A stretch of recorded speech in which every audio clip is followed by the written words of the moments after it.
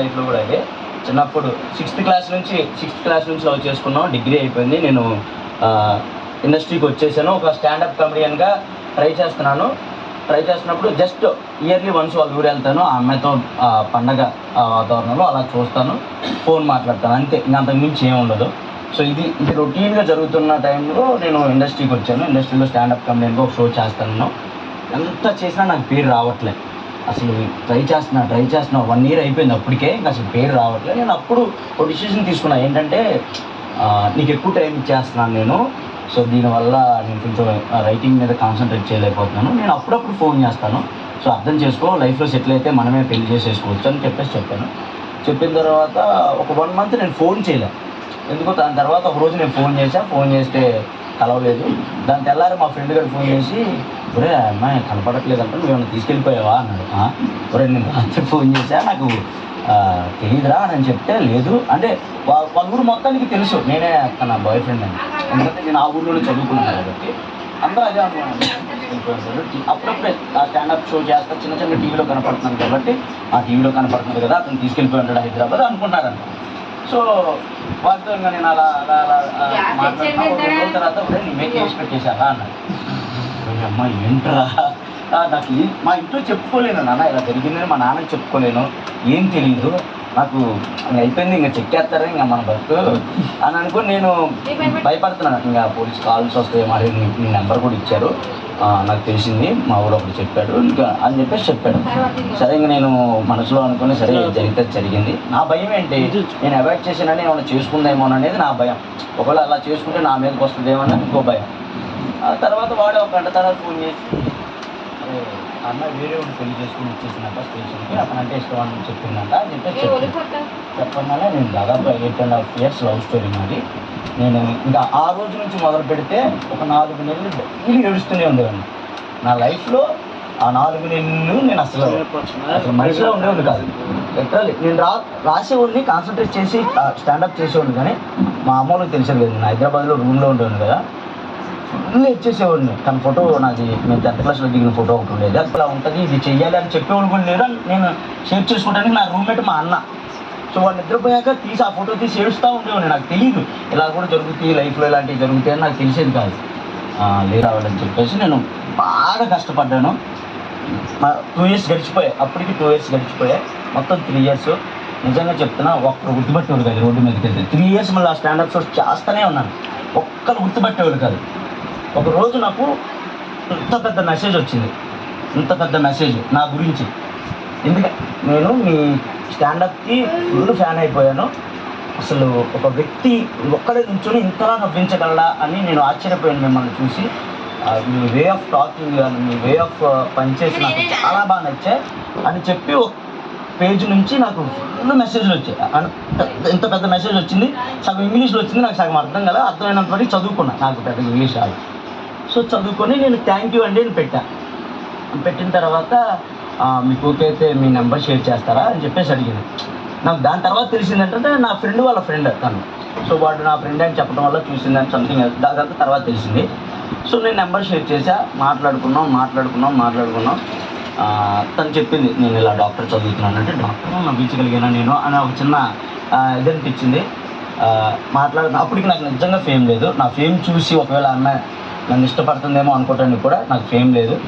నన్ను ఇష్టపడే అంత గ్లామర్ కూడా కాదు, అది నాకు కూడా తెలుసు. బట్ నేను ఎందుకో మాట్లాడుతున్నా ఒక 1 week మాట్లాడిన తర్వాత నాకు నా మైండ్కి ఈ అమ్మాయిని పెళ్లి చేసుకోవాలనిపించేసింది. ప్రపోజ్ కూడా కాదు, డైరెక్ట్గా పెళ్లి చేసేసుకోవాలి. అసలు ఈ అమ్మాయి ఏంటి ఇంత ఫోన్లోనే, నేను తన ఫేస్ కూడా చూడలేదు, లిటరల్లీ చెప్తున్నా, తన ఫేస్ కూడా చూడలేదు. తను ఎలా ఉంటుందో కూడా తెలియదు. ఏదో రోజు ఫ్లవర్తో కుక్క పిల్లగా ఏదో పెట్టుకుంది ఫోటో, తన ఫేస్ కూడా చూడలేదు. ఫేస్ చూడకుండా నేను తనకు ప్రపోజ్ చేశాను. ఓన్లీ తన మాటలు విని తనకు నేను ప్రపోజ్ చేశాను. అది కూడా నీకు ఇష్టమైతే చెప్పు, మా అమ్మ వాళ్ళకి ఇప్పుడే ఫోన్ ఇస్తా, నేను ఇంటికి వచ్చేసి నేను తీసుకొచ్చుకొని పెళ్లి చేసేసుకుంటా అని చెప్పాను. తను అప్పుడు MBBS 2nd year చదువుతుంది. నాకు కొంచెం టైం కావాలి అని చెప్పేసి అంది.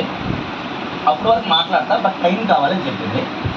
సరే టైం తీసుకున్నాం. మా అమ్మ వాళ్ళకి అయితే చెప్పేస్తున్నాను నీ గురించి, ఒకవేళ నువ్వు ఒప్పుకోపోయినా నాకు ప్రతి అంటే నేనే ఫోర్స్ చేయను. మా అమ్మతో మాట్లాడేది చెప్పి మా అమ్మకు పరిచయం చేశా, మా నాన్నకు కూడా పరిచయం చేశాను. ఇది 1 weekలో జరిగింది.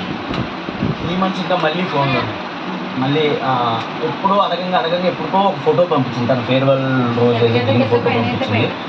ఓకేలే పర్లేదు, బాగుంది అమ్మాయి అని మా అమ్మ కూడా చూపించేది, ఈ అమ్మాయి అని చెప్పేసి మా అమ్మకి చూపించా. మా అమ్మకి నచ్చిందని చెప్పింది. మాట్లాడా 9 months ఓన్లీ ఫోన్లోనే మాట్లాడుకున్నాం మేము. ఓన్లీ ఫోన్లోనే 9 months మాట్లాడుకున్న తర్వాత లాక్డౌన్ మొత్తం అన్నీ అయిపోయిన తర్వాత నేను ఇక్కడికి వచ్చేసిన తర్వాత తను హైదరాబాద్ అవుట్స్కట్స్లో చదువుతుంది. కలుద్దాం అని చెప్పేసి నేను అడిగా. కలిసే అంత లేదు నాకు సీను, బట్ నేను మా ఊరు వెళ్తాను, మాది ఇక్కడ పలానా ఊరు, సో ఒక 4 hours జర్నీ ఉంటుంది, నీకు కారు ఉంటే కారు తీసుకుంటారా, కారులో వెళ్దాం, వెళ్ళేటప్పుడు మాట్లాడుకుంటూ వెళ్దాం అంటే మనకు అప్పటికి కారు లేదు. నేను ఇంక వెళ్ళిపోయి మా ఫ్రెండ్ గారు నన్ను బతిలాడాను, ప్లీజ్ నాకు కారు కావాలి, వేరే వాళ్ళు అయితే మేము మాట్లాడుకునే వింటారు, నువ్వే రారా అంటే నేను రాలేంటారా, మా అన్నను పంపిస్తా అన్నారు. వాళ్ళన్న నాకు తెలియదు కదా, బట్ వాళ్ళ అన్నను పంపించాడు. వాడికి నేను డబ్బులు ఎంత అయితే పంపిస్తానని అంత అరేంజ్ చేసుకున్నాను. అప్పుడు నేను పెద్దగా ఉండే కదా నా దగ్గర డబ్బులు, అరేంజ్ చేసుకున్నాను. అప్పుడే ఫస్ట్ టైం తను మీట్ అయ్యా.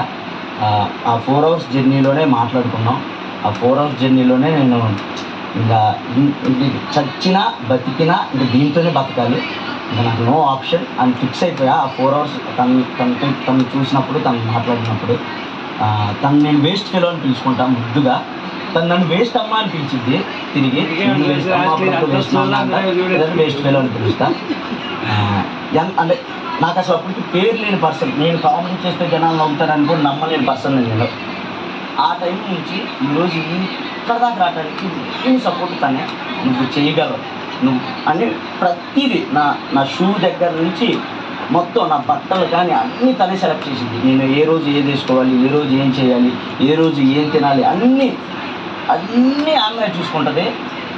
నేను ఇప్పటికొచ్చి తనకు ఒక్క గిఫ్ట్ కూడా ఇవ్వలేదు. అంటే ఒకవేళ చాలామంది వాళ్ళ ఫ్రెండ్స్ చెప్పారు, ఏమన్నా అతనికి నేను చాలా ఎక్కువ డాక్టర్ ఇది అయిపోయిన తర్వాత సూపర్ లైఫ్ ఉంటుంది, అతను సక్సెస్ అవుతాడో లేదో కూడా తెలియదు, పోనీ సక్సెస్ అయినా అవ్వకపోయినా అతను ఏమైనా అందంగా ఉన్నాడా, ఇలా చాలా చెప్పారు. అది నేను రికార్డులు కూడా విన్నాను. కానీ తను ఏ రోజు కూడా నా అందం చూడలేదు, నా ఆస్తి చూడలేదు, నా డబ్బు చూడలేదు. ఈ రోజు కూడా తనకు నేను ఒక్క డ్రెస్ కొనిపిలా. తన బర్త్డేకి నేను డ్రెస్ కొని పెడతా, అవన్నీ నా బీరువాలోనే ఉంటాయి. ఇవి పెళ్ళైన తర్వాత నేను ముందు కట్టుకుంటా అని చెప్పింది, కానీ ఈ రోజు కూడా పెట్టుకోలేదు.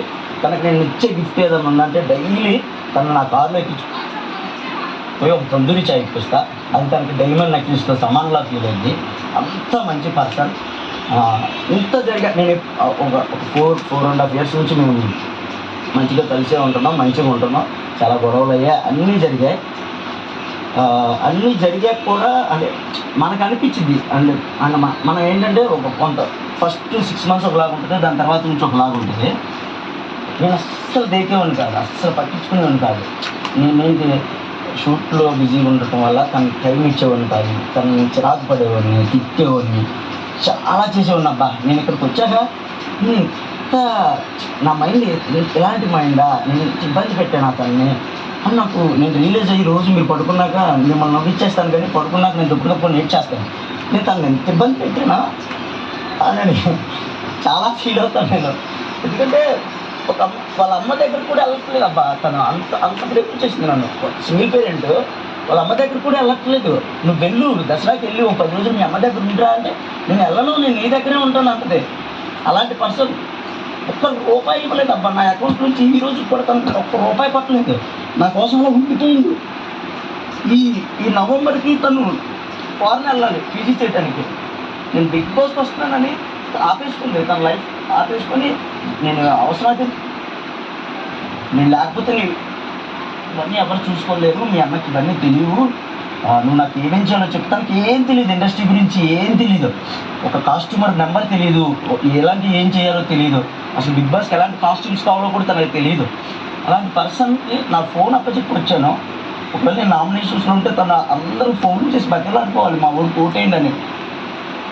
నాకు అవన్నీ గుర్తు చేసుకుంటే తనకి ఏం కర్మరా, మీ అమ్మ నా కోసం ఎందుకు ఇంత ఇది చేస్తుంది, తను దీనికోసం విన్ అవ్వాలనే ఆడుతున్నాను, దానికోసమే ఆడుతున్నాను. కప్పు తీసుకెళ్తాను చేతిలో పెట్టాలప్పా, ఇదే నా గోల్, దాని గురించే వచ్చాను. ఇది అయిపోగానే అమ్మ ఇది అయిపోగానే పెళ్లి చేసుకున్నాను, ఫారెన్ వద్దు ఏమొద్దు, ఇక్కడే ఉండిపో, అసలు నేను లైఫ్ లాంగ్ నేను హ్యాపీగా చూసుకుంటాను. నిజంగా చెప్తున్నా, నాకు మీ వాల్యూ చాలా తెలిసి వచ్చింది. I'm sorry. టైం చాలా ఇంపార్టెంట్, టైం ఇవ్వాలి మనం ఇష్టపడే వాళ్ళకనేది నాకు ఇక్కడికి వచ్చాకే అర్థమవుతుంది. అండ్ ఆ అమ్మాయి నా లైఫ్లోకి వచ్చాకే నాకు అన్నీ కలిసి వచ్చాయి. నా లక్ అని నేను భావిస్తాను. అమ్మాయిని అమ్మాయి వచ్చాక నేను ఇల్లు కట్టుకున్నాను, కారు కొనుక్కున్నాను, ఇగో ఈ స్టాండర్డ్లో ఉన్నాను. ఓన్లీ బికాస్ ఆఫ్ ఆ అమ్మాయి నన్ను నమ్మకం వల్లే. ఆ అమ్మాయి నన్ను పుష్ చేసి వెళ్ళు, నువ్వు బిగ్ బాస్కి వెళ్ళు, నీ క్యారెక్టర్ బిగ్ బాస్కి చాలా బాగా సెట్ అయింది, నువ్వు మంచోడివి, వెళ్ళి మంచిగా ఆడతావు, మంచిగా ఎంజాయ్ చేసి వస్తావు, నువ్వు అందరిని అభిమానాన్ని సంపాదించుకుంటావు అని పుష్ చేసిన వ్యక్తి. మీరు చాలామంది అడిగారు నేను మీ బాటిల్ మీద ER ఏంటి అని. మీకు ఆల్రెడీ తెలుసు, చాలామంది చెప్పేసే ఉంటారు. E అంటే నేను, R అంటే తను. సో నేను ఆ బాటిల్ అలా ఏం వద్దులేదు, ఓవర్ యాక్షన్ చేయకు. నేను హోప్ చేస్తున్నా ఒకవేళ మీ అమ్మ వాళ్ళు ఒప్పుకుంటే, అంటే మీ అమ్మ ఒప్పుకుంటే హౌస్లోకి రావడానికి, నేను 10th వీక్ వరకు ఉంటే నువ్వు వచ్చే వేస్ట్ అమ్మా. నేను చాలా మిస్ అవుతున్నాను నిన్ను. ఐఎమ్ సారీ, అన్నిటికీ ఐఎమ్ సారీ, అన్నిటికీ ఒక్కదానికని కాదు, అన్నిటికీ ఐఎమ్ సారీ. లాస్ట్ 1.5 year నుంచి నేను చాలా ఇబ్బంది పెట్టాను, నాకు తెలుసు. I'm really sorry. I love you. నీకోసమైనా గెలిచేసి వస్తాను. Love you. టాప్ బాగుంది. అదే ఇచ్చేస్తానమ్మా, చెప్తే మీ అందరూ చాలామందికి తెలుసు. So I'm sorry. అయిపోయిందిలే, అందరూ అయిపోయింది కదా, అందరూ ఊపి నా దగ్గరకు వచ్చేకి ఇలా అయిపోయింది. రోజుగా చాలా మంది పాపం చాలా స్టోరీస్ చెప్పారు. కొంతమంది